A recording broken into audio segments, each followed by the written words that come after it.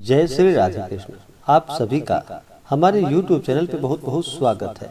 आइए सुनते हैं श्रावण मास महात्म्य तीसरे अध्याय की कथा।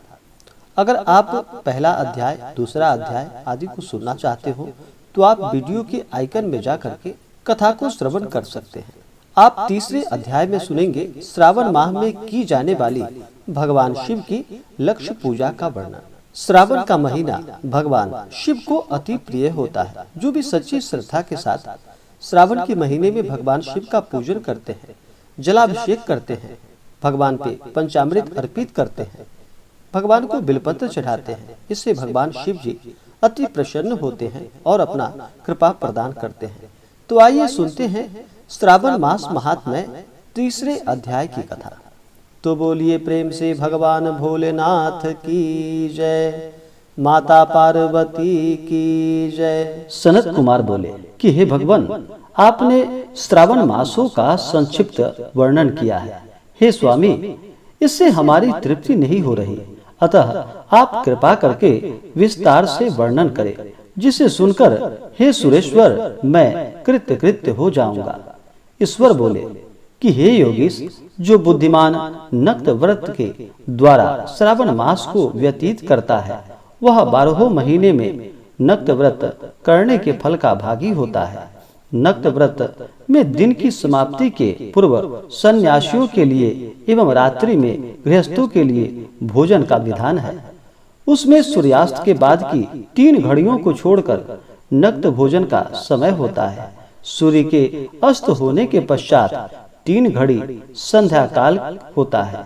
संध्या वेला में आहार, मैथुन, निद्रा और चौथा स्वाध्याय, इन चारों कर्मों का त्याग कर देना चाहिए। गृहस्थ और यति के भेद से उनकी व्यवस्था के विषय में मुझसे सुनिए।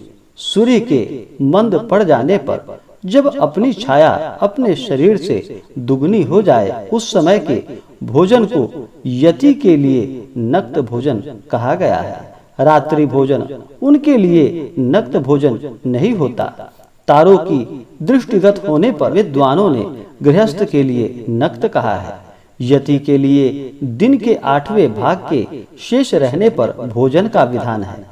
उसके लिए रात्रि में भोजन का निषेध किया गया है। गृहस्थ को चाहिए कि वह विधि पूर्वक रात्रि में नक्त भोजन करे और यति, विधवा तथा विधुर व्यक्ति सूर्य के रहते नक्त व्रत करे। विधुर व्यक्ति यदि पुत्रवान हो तब उसे भी रात्रि में ही नक्त व्रत करना चाहिए। अनाश्रमी हो अथवा आश्रमी हो अथवा पत्नी रहित हो अथवा पुत्रवान हो, उसे रात्रि में नक्त व्रत करना चाहिए। इस प्रकार बुद्धिमान मनुष्य को अपने अधिकार के अनुसार नक्त व्रत करना चाहिए। इस मास में नक्त व्रत करने वाला व्यक्ति परम गति को प्राप्त करता है। मैं प्रातः काल स्नान करूंगा, ब्रह्मचर्य व्रत का पालन करूंगा, नक्त भोजन करूंगा, पृथ्वी पर सोऊंगा और प्राणियों पर दया करूंगा। हे देव, इस व्रत को प्रारंभ करने पर यदि मैं मर जाऊं तो हे जगतपते, आपकी कृपा से मेरा व्रत पूर्ण हो, ऐसा संकल्प करके बुद्धिमान व्यक्ति को श्रावण मास में प्रतिदिन नक्त व्रत करना चाहिए। इस प्रकार नक्त व्रत करने वाला मुझे अत्यंत प्रिय होता है। ब्राह्मण के द्वारा अथवा स्वयं ही अति रुद्र, महारुद्र अथवा रुद्र मंत्र से महीने भर प्रतिदिन अभिषेक करना चाहिए। हे वत्स, मैं उस व्यक्ति पर प्रसन्न हो जाता हूँ, क्योंकि मैं जलधारा से अत्यंत प्रीति रखने वाला हूँ। अथवा रुद्र मंत्र के द्वारा मेरे लिए अत्यंत प्रीतिकर होम प्रतिदिन करना चाहिए। अपने लिए जो भोज्य पदार्थ अथवा सुखोपभोग की वस्तुएं अति प्रिय हो, संकल्प करके उन्हें श्रेष्ठ ब्राह्मणों को प्रदान करके स्वयं महीने भर उन पदार्थों का त्याग करना चाहिए। हे मुनि, अब इसके बाद उत्तम लक्ष्य पूजा विधि को सुनिए। लक्ष्मी चाहने वाले अथवा शांति की इच्छा वाले मनुष्य को लक्ष्य बिल्व पत्रों या लक्ष्य दुर्वादलों से शिव की पूजा करनी चाहिए।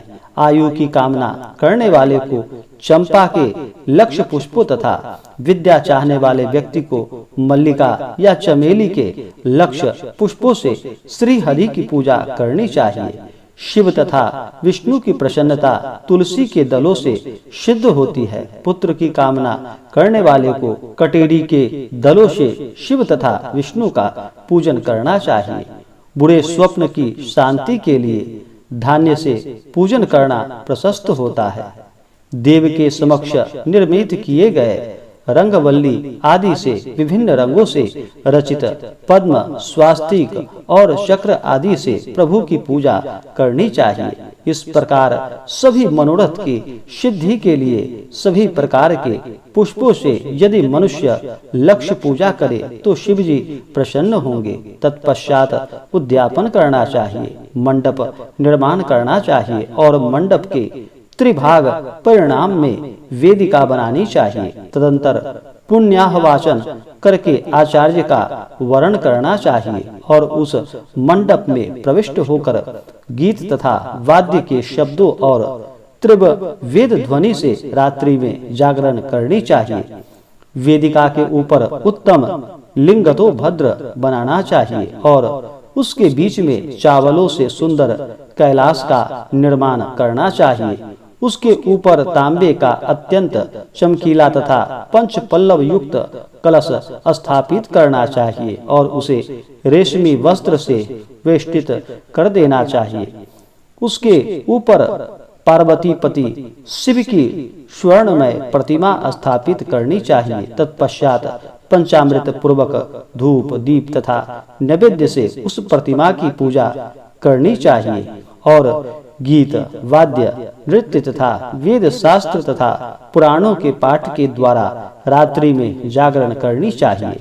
इसके बाद प्रातः काल भली भांति स्नान करके पवित्र हो जाना चाहिए और अपनी शाखा में निर्दिष्ट विधान के अनुसार वेदिका निर्माण करना चाहिए।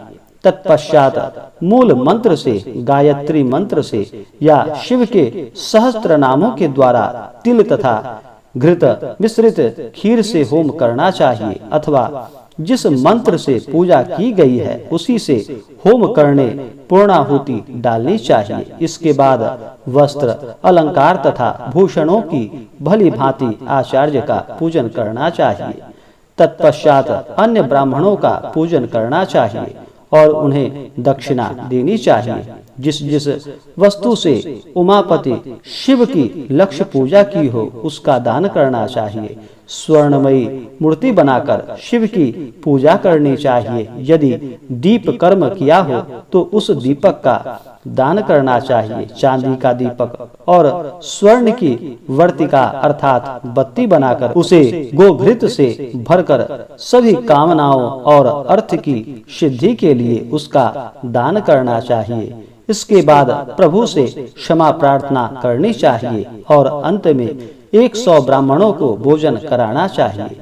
हे मुनि, जो व्यक्ति इस प्रकार पूजा करता है मैं उस पर प्रसन्न होता हूँ। उसमें भी जो श्रावण मास में पूजा करता है उसका अनंत फल प्राप्त होता है। यदि अपने लिए अत्यंत प्रिय कोई वस्तु मुझे अर्पण करने का विचार से इस मास में कोई त्यागता है तो अब उसका फल सुनिए। इस लोक में तथा परलोक में उसकी प्राप्ति लाख गुना अधिक होती है। सकाम करने से अभिलाषित सिद्धि होती है और निष्काम करने से परम गति प्राप्त होता है। इस मास में रुद्राभिषेक करने वाला मनुष्य उसके पाठ की अक्षर संख्या से एक एक अक्षर के लिए करोड़ों वर्षों तक रुद्रलोक में प्रतिष्ठा प्राप्त करता है। पंचामृत का अभिषेक करने से मनुष्य अमरत्व प्राप्त करता है। इस मास में जो मनुष्य भूमि पर शयन करता है उसका फल भी मुझसे सुनिए। हे द्विज श्रेष्ठ, वह मनुष्य 9 प्रकार के रत्नों से जड़ी हुई सुंदर वस्त्र से आच्छादित, बिछे हुए कोमल गद्दे से सुशोभित, देश तकियों से युक्त, रम्य स्त्रियों से विभूषित, रत्न निर्मित, दीपों से मंडित तथा अत्यंत मृदु और गरुड़ाकार प्रवाल मणि निर्मित अथवा हाथी दांत की बनी हुई अथवा चंदन की बनी हुई उत्तम तथा शुभ शैया प्राप्त करता है। इस मास में ब्रह्मचर्य का पालन करने से वीर्य की दृढ़ पुष्टि होती है। ओज, बल, शरीर की दृढ़ता और जो भी धर्म के विषय में उपकारक होता है वह सब उसे प्राप्त होता है। निष्काम ब्रह्मचर्य व्रती को साक्षात ब्रह्म प्राप्ति होती है और सकाम को स्वर्ग तथा सुंदर देवांगनाओं की प्राप्ति होती है। इस मास में दिन रात अथवा केवल दिन में अथवा भोजन के समय मौन व्रत धारण करने वाला भी महान वक्ता हो जाता है। व्रत के अंत में घंटा और पुस्तक का दान करना चाहिए। मौन व्रत के महात्म्य से मनुष्य सभी शास्त्रों में कुशल तथा वेदांग में पारंगत होता है तथा बुद्धि में बृहस्पति के समान हो जाता है।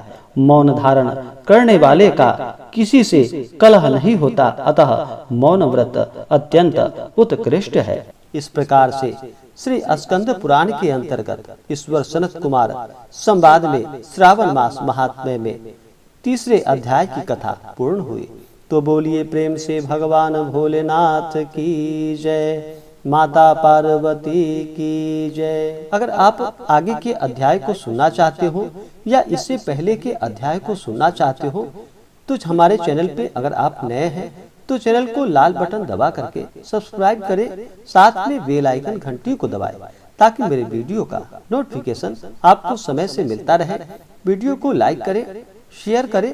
सुखी रहें और स्वस्थ रहें। जय श्री राधे कृष्ण। धन्यवाद।